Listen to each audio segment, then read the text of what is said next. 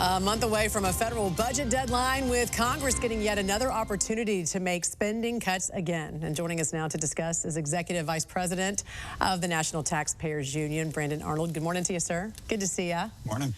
We're talking roughly $1.8 trillion taxpayer dollars, and you say there is plenty to cut. So give us some examples.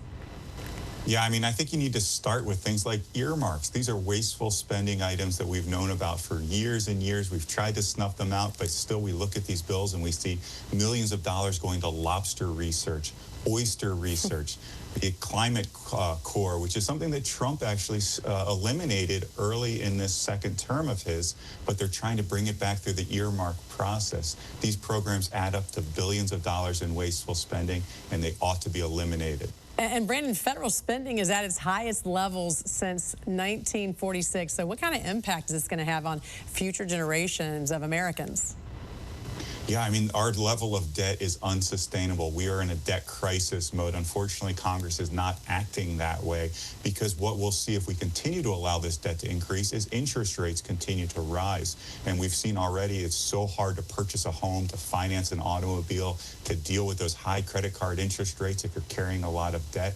One of the reasons they're as high as they are is because the federal government is borrowing about $2 trillion a year and can't get its fiscal house in order. That needs to happen to let future generations live the American dream, to buy that home, to buy that car, and to live the life that they want to. Meantime, the House and Senate currently miles apart when it comes to a resolution, but you believe senators need to follow the House's lead on this. Why is that?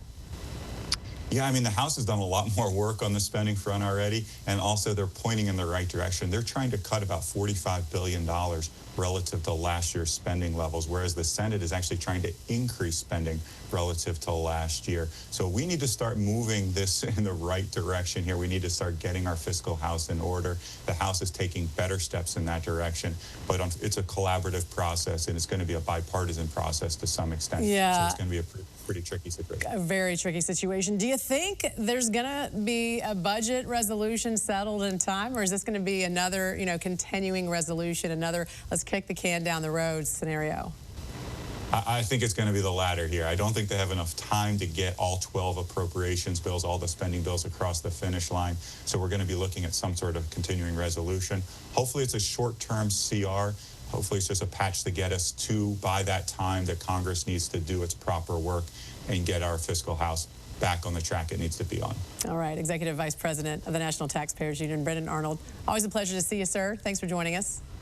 Thanks, Jim.